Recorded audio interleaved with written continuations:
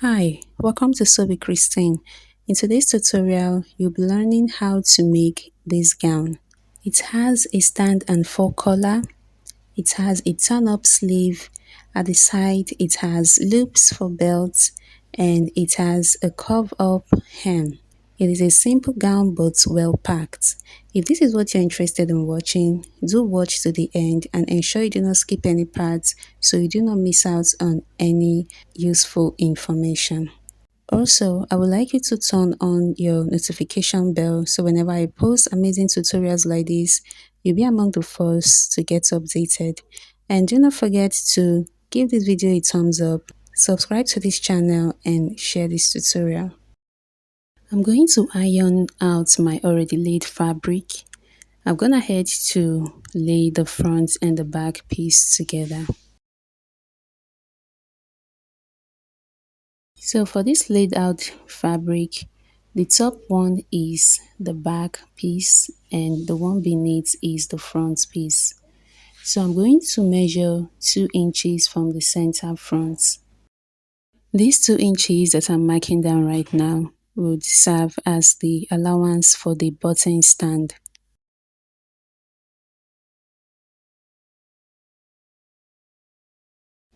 Afterwards, I'm going to rule out the starting line at the top part here using 0.5 inch.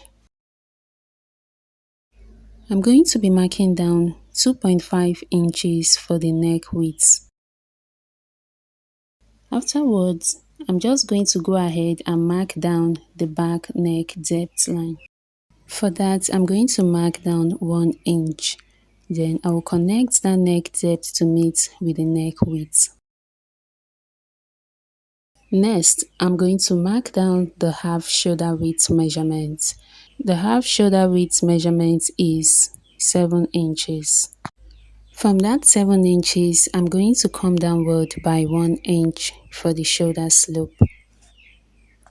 Then from that 1 inch, I'm going to come down by the armhole depth line. I'm going to mark down 8 inches for the armhole depth line. And I went ahead to add ½ inch to that since this is going to be a loose fitted gown. So I needed a ½ inch for the ease. Next, I'm going to mark down the 8.5 inches plus the 1 inch for the shoulder slope. That's 9.5 inches on these areas. Then I'll go ahead and connect using a straight line. To get your armhole depth line, divide your bust circumference by 6 and add 1 to 1.5 inches. From the starting point line here, I'm going to measure down the waist line and the hip line. I'll come to the side of the dress and also mark down the waistline and the hip line. Then I'm going to connect the points together. To draft the armhole curve, I'm going to measure the half shoulder width here, which is 7, and I'm going to connect from the shoulder slope downward to meet this new marked area. Next, I will connect the neck width to meet with the shoulder slope. Afterwards, I'm going to divide the armhole depth line by 2, and from that midpoint, I will go in by 0.5 inch.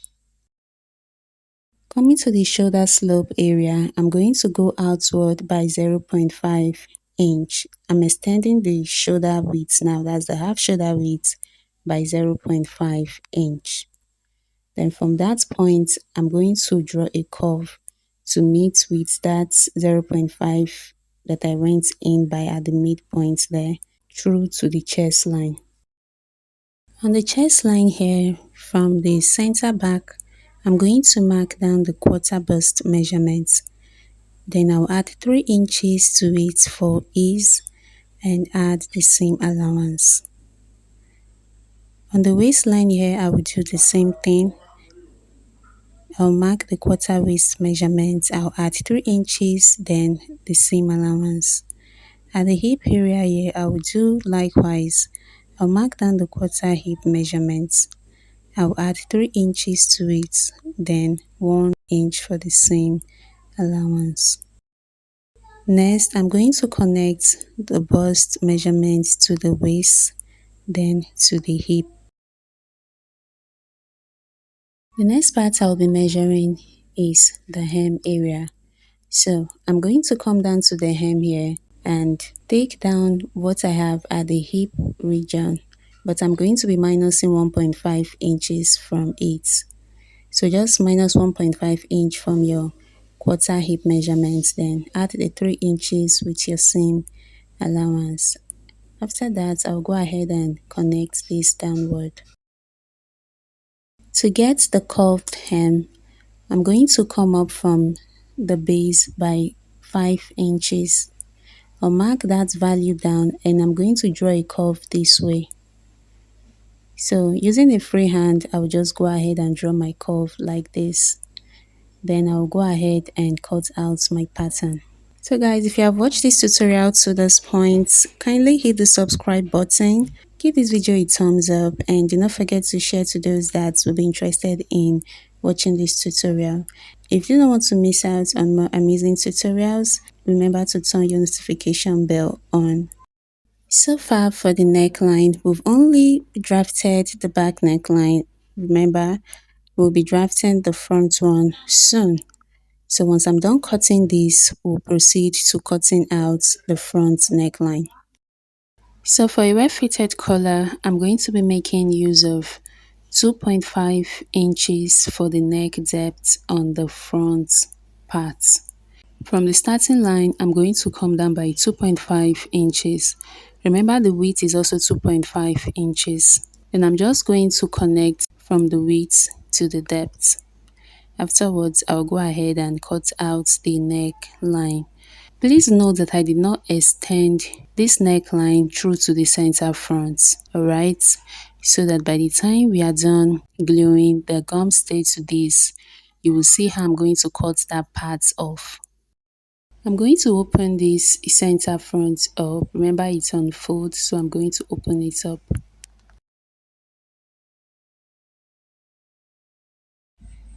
Alright, we are basically done with the bodies. The next part we'll be drafting is the sleeve.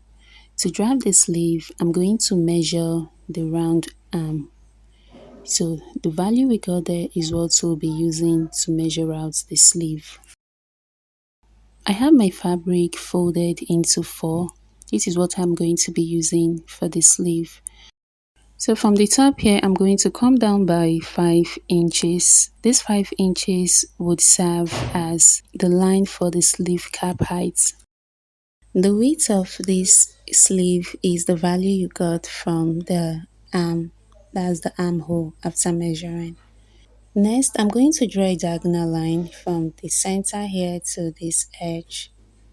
After drawing this diagonal line, I'm going to get the midpoint of this line. Then I'll go ahead and draw a curve this way, upward to meet with the midpoint. Then I'm going to draw a curve downward from that midpoint through to the edge. Then I'm going to take the length of my sleeve. This is a short sleeve. After marking the length, I'll go ahead and connect the points together. On this line here, I'm going to take the half sleeve width. I'll mark the value there, then I'm going to add 2 inches for ease, then I'll add the same allowance to it. Next, I will connect these to meet with the marked area at the base. Afterwards, I'll go ahead and cut out the sleeve pattern.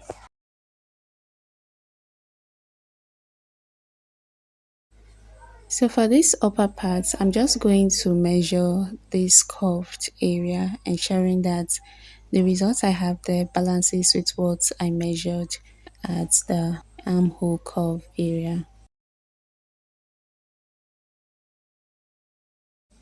After cutting, I'm going to notch the center part of the sleeve.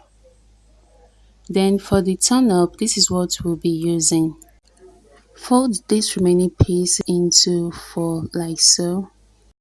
I'm going to measure what I have here at the base and transfer the measurements to the base of this fabric.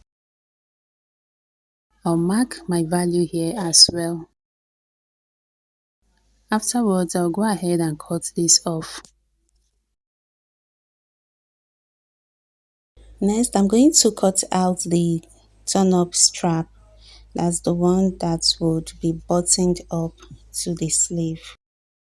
I'm just going to fold this fabric into two, and I'll go ahead and cut out my pattern. Just see the way I cut this out, okay?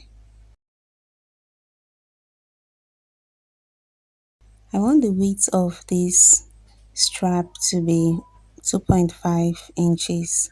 I see it is more than that, so I'll go ahead and trim this off a little. The length is 6.5 inches, but you can make yours longer than that. Next, I will use this one that I have drafted out to cut out 3 more because I need 4 pieces of this particular pattern. If you're yet to subscribe to this channel, please hit the subscribe button, give this video a thumbs up, and remember to share this tutorial. This is the part 1 of this tutorial. The part 2 covers the drafting of the collar and the stitching of this dress. Thank you so much for watching. I'll see you in the part 2.